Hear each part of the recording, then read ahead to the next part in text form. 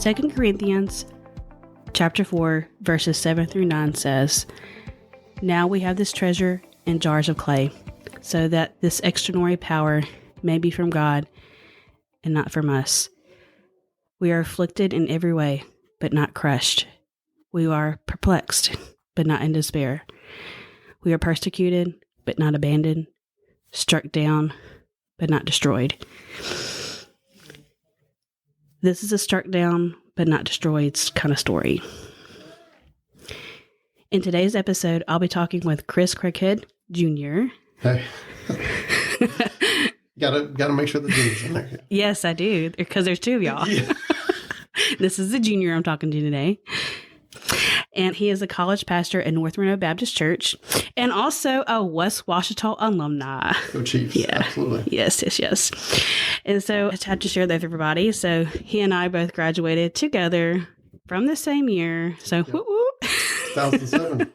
We were just reminiscing a little bit and talking about, oh, you remember this person and that person, blah, blah, blah. I'm like, yeah, I dated that person. So I was like, don't remind me of that. Yep. It was fun times.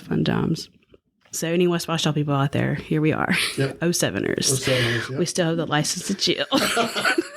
If y'all remember those with shirts. That cringy shirt. Yes. Oh, man. But you've been at North Reno now.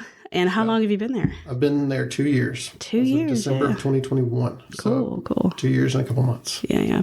You loving it? Love it. Yeah. Absolutely love it. Yeah. Have you been serving somewhere else beforehand? I've been in ministry, like college ministry, for almost 11, 12 years. And so before that, I was at a Streamer Baptist Church in Baton Rouge, Louisiana. Okay. Before that. So. Wow. Yeah. Very cool. Well, I'm really happy to have you here today to reminisce and also just, have another local pastor on here and to share your story. Are you ready to share it? Absolutely. Okay. Yeah. Okay. So for you, where does your story start? So my story starts obviously born in 1998, but my story really starts in 97 with my sister's passing. It was March 3rd, 1997. I was sick. We went to Cedar Creek at the time, and my sister was literally my everything. Best friend, always there for me, always having fun. And so that day of school, we used to get on the school bus and ride it from Calhoun to Ruston. And so it was a long haul, to say the least. And so that day, I got some kind of like skin rash or something crazy. And my mom was like, you just need to stay home. Don't worry about it. You can stay with me. And so I took my sister to this bus stop, and I remember telling her we loved her and that we would see her after school.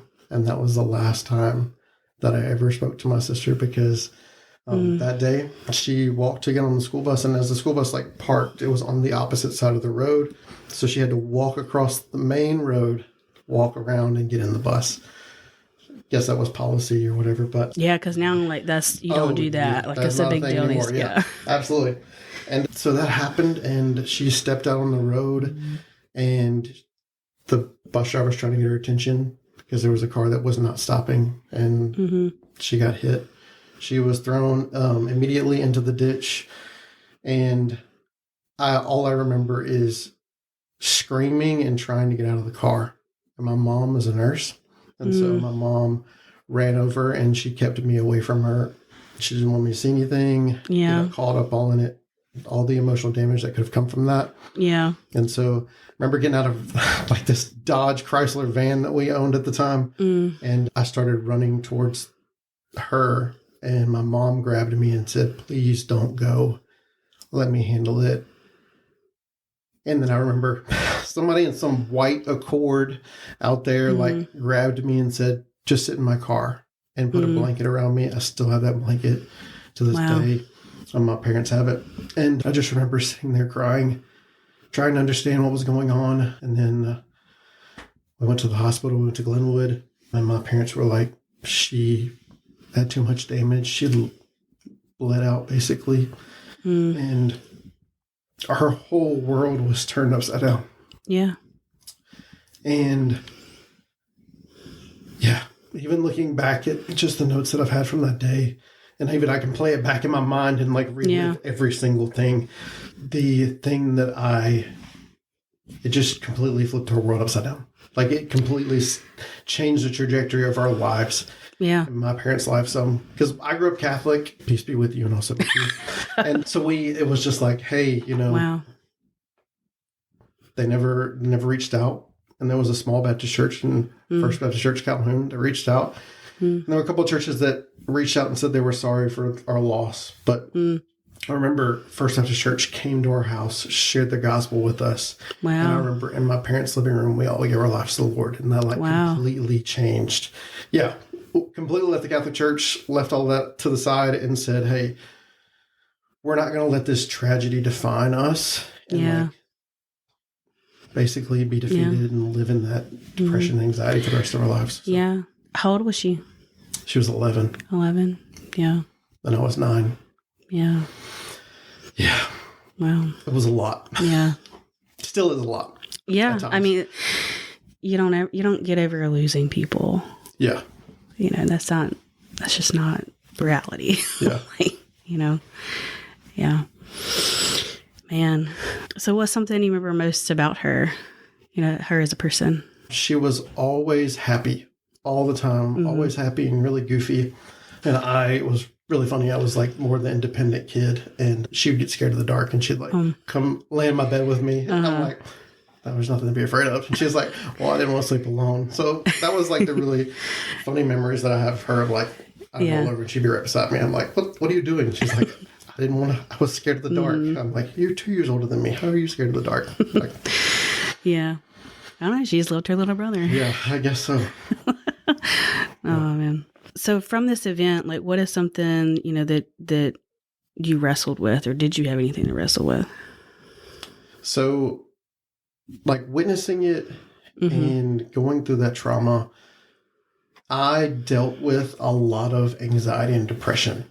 Like that just wrecked my world for a long, long, long time. Like I think I even took anxiety meds in high school because I couldn't, I couldn't shake it. I was having panic attacks. I thought every time my dad was a CEO of a credit union at the time for most of my life.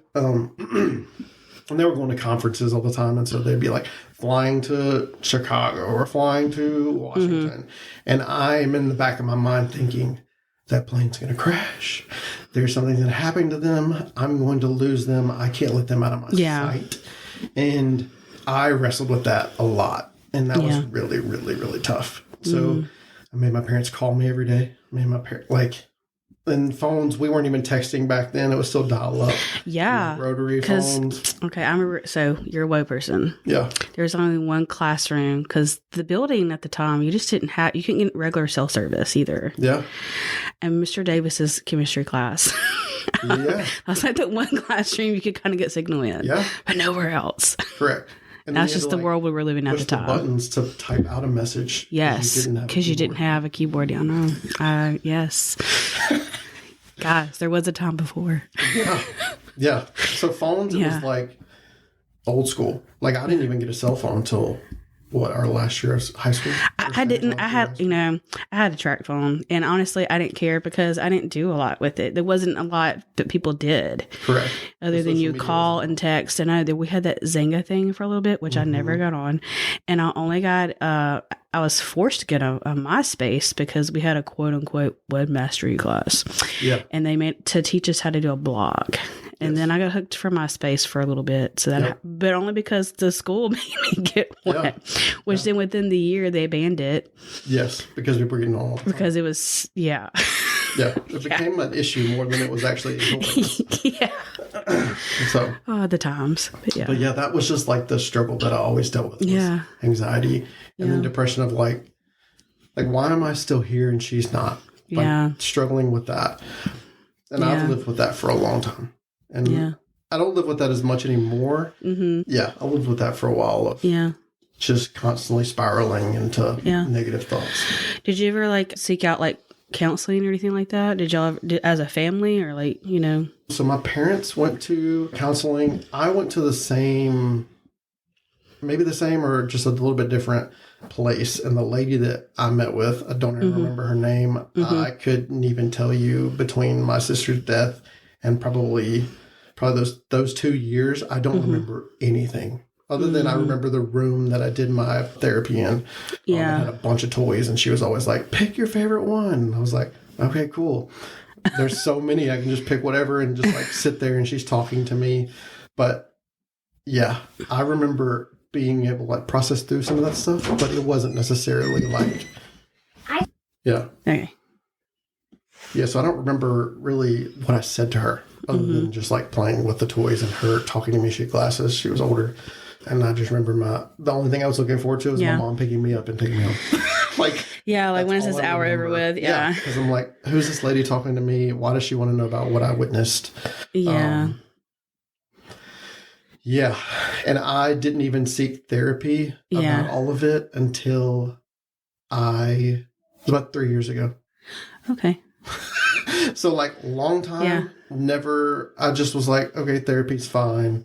As a minister, I'll find somebody to talk about it with. And I literally never sat down with anyone because I just harbored the fact that it is what it is. And I just never faced it. Well, too, like it wasn't until recently, I think this is one of the small benefits of COVID. I mean, we were talking earlier, like that was a bad time for a lot of people. But one of the small benefits I feel like we've kind of come out of that is like, where people openly talking about counseling, and it's not like a taboo thing. It's like, no, this is a thing. Like everyone experiences something at some point in their life where they need to talk to somebody. Yeah. It could be a big thing, like what you witnessed, or it could be, a breakup that was very significant in your life. I mean, everybody needs to talk to. Yeah. Then that's normal and that's healthy. Yeah. So yeah. So I'm glad you have. Yeah. Is it Christian therapy or is it just therapy in general? Like, do you think it matters? Like, just asking your opinion on that. Like, I think it helps that I went to a company in Baton Rouge that was like more spiritually leaning. They weren't just like Christian, right. But it helped a lot because they were like, okay, you're a pastor.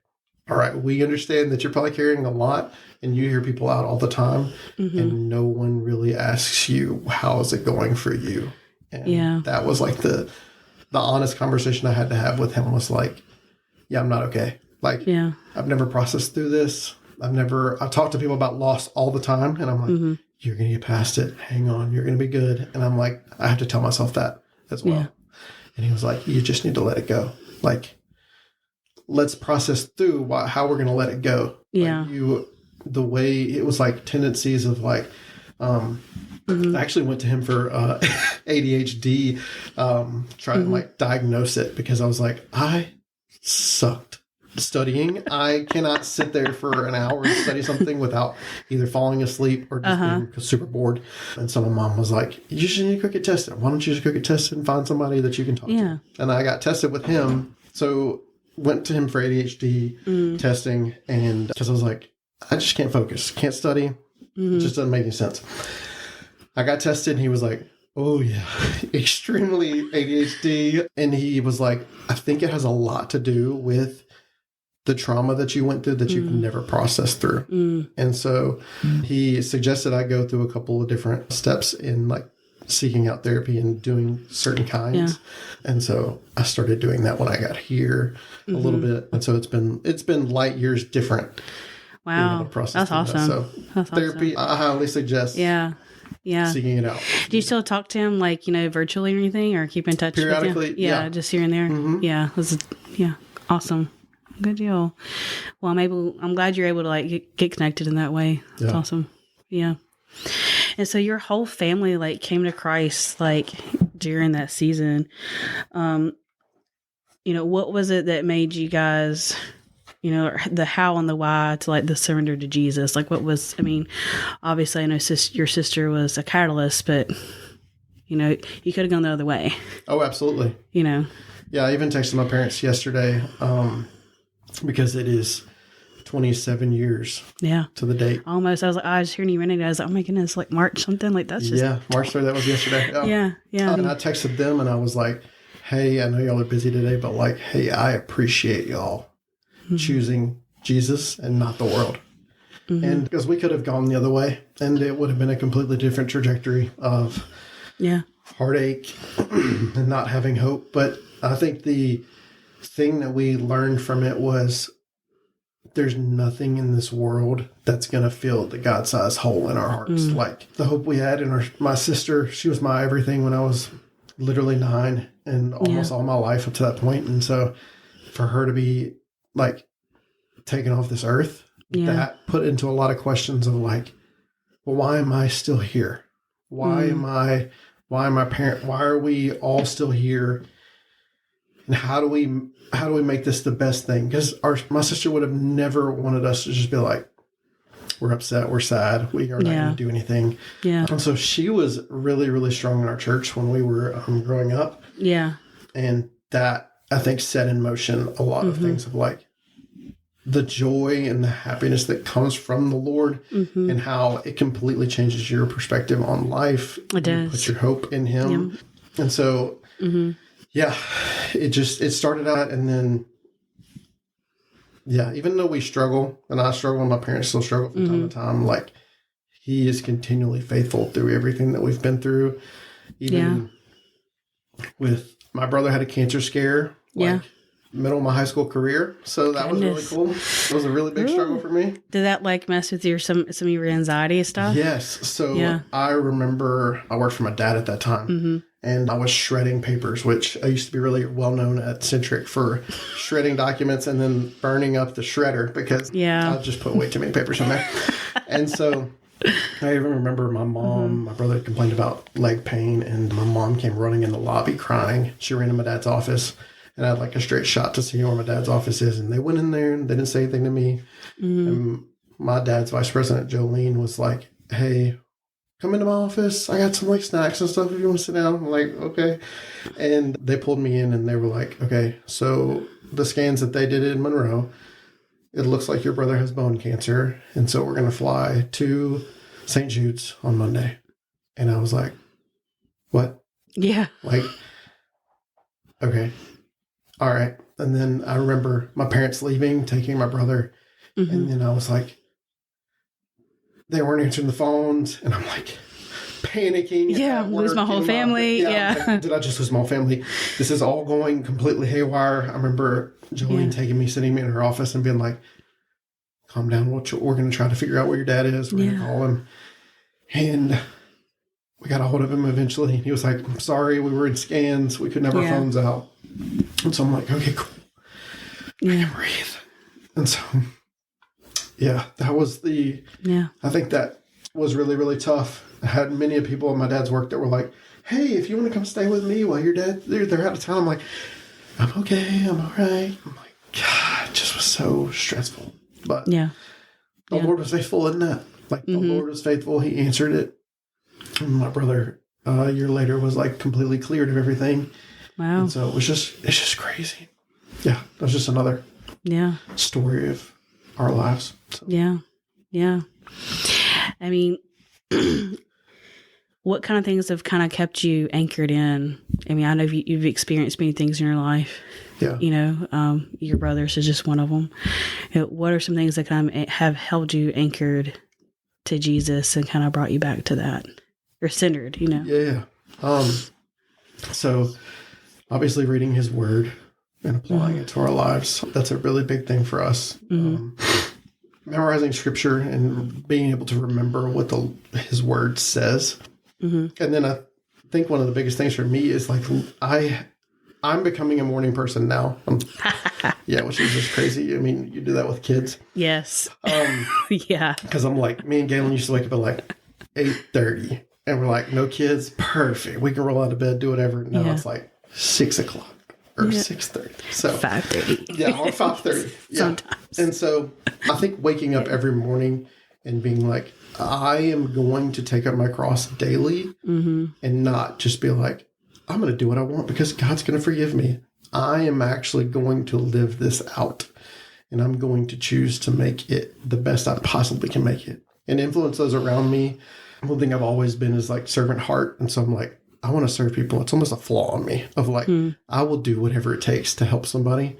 And so I want to make people's day better and then be able to talk to them about the hope that I have. And rather than just being like, if you were going to heaven or hell today, where are you going? I'm not that kind of person. Yeah. I'm never going to be that pastor, but I want to get to know people, serve them well, and then be like, okay, the hope that I have and the things that you may be struggling with and dealing with, here's the hope that I have, sharing that with them. And so the other thing that's kept me anchored is like in my ministry life is having people that are around me that understand ministry, because ministry is obviously very unique in its own ways. And it's heavy, It is heavy. It's heavy. And so having other college pastors around me, like one of my buddies, his name is Chris Shepard. He's in Texas A&M. And ULM played Texas A&M this past football season, and I was like, I know we're not going to win this game, but he texted me and he was like, hey, I have field passes. Do you want to come hang out with me and just like stand on the field? We even did the nets for the field goal. And I was like, heck yeah, whatever. He was like, my only stipulation is don't wear anything ULM. I was like, say less. All right. And so went and hung out with him and like sitting in his house, and he was dealing with a female student who was having like mental struggles, family life stuff going on. They had like brought her into their house and let her stay there as she's processing through all this stuff. And I remember him being like, hey, I need to go help her. And I'm like, Chris, it's ministry. I get it. Yeah. So like, I'm just going to sit on your couch, play with your dog that wants to literally just sit in my lap. And I'm like, I'll just sit here. Your kids can come play with it. It's fine. Like, go do what you need to do. Yeah. And then we went to dinner that night, and he was just like, thank you so much for just being like understanding. And like, he was like, I didn't know this was going to happen. I didn't know she was going to struggle with all this stuff before you came. But he was like, thank you for like just being patient. And like, you understand what it means and what ministry takes. And so he's been a really big encouragement to me. And then just pastors in general. Like, they get it. Yeah. Cause there's really no like off button either. Like there's no punch out clock. Cause at any hour, you're like always on call. Yes. Like always. It's not a 9 to 5. At all. Yeah. Yep. I learned that from the camping days way back when. You're like, why is my phone ringing at 9:30? What's going on? Or midnight or whatever. Yeah. Yeah. Man. So how has all this, I know, again, like we said earlier, like this is your catalyst, but since then, because, you were a child then, and as we grow, our perspective on faith grows as well. Yeah. Or it's supposed to. Yeah. So how has this affected your relationship with Jesus as you've grown, as you've gotten older? Yeah. So when I first came to know Christ, it was more of like we did it as a family unit. So my parents taught me. They're literally learning how to be a Christian, and I'm learning it as well. Yeah. And I think I didn't even really take full ownership of my true walk until I was like in college fully. Okay. And I would say high school was definitely where I grew a lot, because like in ministry, like just in youth ministry, I helped out a whole lot and led D-Nows and did all those things when I was in high school. But I was kind of understanding how like ministry goes. And that's when I kind of like high school, college was kind of when I took it like really, really serious. Yeah. Of not just like going through the motions and going to Sunday school and doing everything that we feel like we're supposed to do to make ourselves right with God. Yeah. Was actually doing it in the passion of like, hey, I'm doing these because I get to worship the Lord. I get to be with those people and be in community. Right. And so I think that's where my relationship just continually grew. And in college, it got even stronger because I was like, oh, now I'm not underneath my parents at all. Like, I had to choose my classes with my mom's help sometimes. And it just took me going, hey, who am I going to be for my kids and the people behind me? And so I took it more and more and just became more committed, more foundational, and like just my beliefs and actually understanding theology and not just being like, oh, why do I believe these things? Well, my pastor said these things. It was actually, okay, now I understand and grasp. Digging in for yourself and understanding like for yourself. Correct. What it is. Yeah. Yeah. So, that's awesome. Grown even more over time. And I'm like, when I got to even graduated out of college, I didn't even know what Calvinism was until I went to Tallahassee, Florida. And then I was like, okay, all right, now I'm understanding. Okay, this is a thing. Yeah. And so it was just like more and more getting more knowledge from that. And so just having people that surrounded me, like pastors that are way more knowledgeable and stuff than me. Then I was like just starting out in ministry at that time. Yeah. And so it was really, really cool to listen to them and also just growing my faith. Yeah. Yeah. What was it that kind of led you to the college ministry? Like, have you always been in college ministry? Did you start with youth and or students? I know now we call it student ministry. I think I talked with Hallie Dye the other day and we kind of laughed about that. Cause like when we were kids, everyone, it was just youth. And and then you were youth until you were not, which was 25. Correct. But and now it's everyone's student in this, which I agree with the change. Yeah. It's just hard to change my tongue. Correct. Yeah. No, when I said, I think when I got to, I think it was Baton Rouge, they had like just changed from youth to students or something. I was like, but why? And I'm like, our youth just worked. Like, why did we change it? And then I was like, okay, it makes sense. But then I was also like, then what college ministry? Yeah. Like her college students. Yeah. I'm like, this is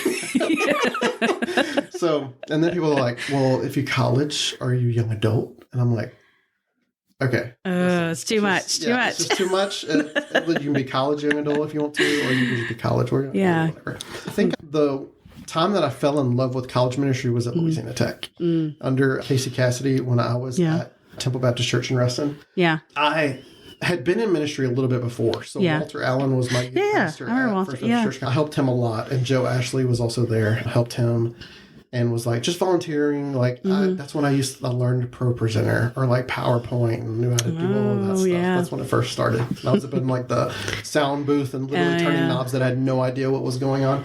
And this one works. Yeah. Like, oh, it's getting louder. Okay, cool. That's perfect. Yeah. That's when it started in like getting into ministry. But I think when I got into college and was in college ministry, that's when I was like, this is it. This is it. Yeah. Yeah. What was it there? Like, what was it like made it feel like this is it? It's because college age is like the most formative years of your entire life. So like as soon as you graduate from high school, you're becoming the person you're going to be for the rest of your life. Yeah. Agreed. So like the things you believe, the things you do, the routines you make, everything you do right now is going to set you up for either success or for failure. Yeah. And so that's why I was like, okay, college ministry is it. And I want to do everything I possibly can to pour into people that are in this age bracket from 18 to, I say 18, 25 plus, because I'm just like, they're just in there. Yeah. They're just in there in some way, whether it takes you 4 years to get out of college or 7. Yeah. And so that's where I wanted to be. And it was like, hey, I know you're dealing with a ton of different stuff. So you're getting out from underneath your parents' wing, the things that I learned in college, of like making your schedules. And so, that's just where it all kind of fell together. Oh, man. Making me think, earlier you and I were thinking about high school, and I'm thinking, now I'm going to my college years. Bringing it all back. Oh, yeah. Oh, man. Crazy. Oh, man. Well, circling it back to what we've been talking about. So what have you learned most about God's character? Since from 9 to now, what's something that's, has stood out and like, man, this is who God is. Yeah. He has been compassionate and merciful towards me, and just the way that like I've been through things, and he understands the way that I'm going to process things from here on out, from the situation and from dealing with my sister's situation. And so even when I'm hard-headed and I'm like, I want to do these things because, my sister was taken away from me and I'm just acting out in a sinful manner, he's compassionate towards me when I step off the tracks a little bit, and he's merciful with me, and like he's going to show me mercy when I mess up. And then also just like he was my foundation, is my foundation. Yeah. And when I step off and I may sink like waist deep in the mud, he's going to pick me right back up. He's going to help me clean off. And then he's going to be like, okay, keep going. Yeah. Like, keep going. Yeah. And so that's where I've seen him the most, is the compassionate part. Yeah. Being merciful towards me when, like, it took me, 20 something years to get actual counseling. Like, at least it happened, and at least it's still ongoing, but like it's helping me through and helping me process through a lot of stuff now that I would not have been able to process through 3 or 4 years from now, or 3 or 4 years before. So which makes you a better pastor. Yeah. Yes. Yeah. Because in a way, you're kind of another counselor to some people. Yeah. Yeah. Even though I'm not licensed. But you're not. Yeah. But you are. Yeah. There was a college student that she was like, I need counseling. And she was like, can I talk to you? I'm like, well. Depends on what it is. I'm not official. But I was like, depends on what it is. And when she told me, I was like, I'll get you connected with somebody. So. Yeah. Awesome. Yeah. Well, man. So what would you say if you meet someone today and they went through something similar that you had? What would you tell them? Man, I would have to say to hold on, to not let this thing, as severe as it can be, rock you as much as you would want it to, and let it. It's just to hold on in that. If they're a Christian, obviously to continue to put their hope in Jesus. Mm-hmm. But if they're not, my questions would be like, hey, what do you put your hope in? If your hope was in that thing that you just lost, there's nothing that can give you the hope and the joy that you can have in your relationship with Jesus Christ. And so, hold on. Don't just completely let this wreck your world. Yeah. Because I've seen and witnessed many people that have had loss, and they just completely run off the rails. And I'm like, hey, come back. And they're like, you weren't there for me. You weren't this. And I'm like, as the church, we've always been there for you. It's just, they were so hurt that from the situation or the loss that they dealt with, that they just didn't know how to process through it. And so blame shifts and different things. And so I would say hold on and find your foundation in Jesus, because that's the only thing that's going to keep you sane. He is the rock. I mean, we're kind of laughing here now, but it says it in the scripture, and it says it that way for a reason. Yes. So, yeah, he is. He's literally the only thing that doesn't change, and that brings a lot of solace when things like that happen in your life. Correct. Yeah, for sure. Man, Chris, just thank you so much for coming out and sharing that. Yeah. Thank you for being brave. Absolutely. And for being vulnerable. I know that's a lot to do that, and I just really appreciate that. Yeah, it's my pleasure. Yeah.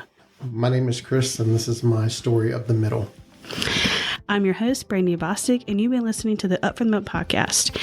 If you're interested in accessing merch and extra content, check out my Patreon account and the show notes below.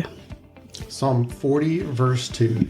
He brought me up from the desolate pit, out of the muddy clay, and set my feet on a rock, making my steps secure.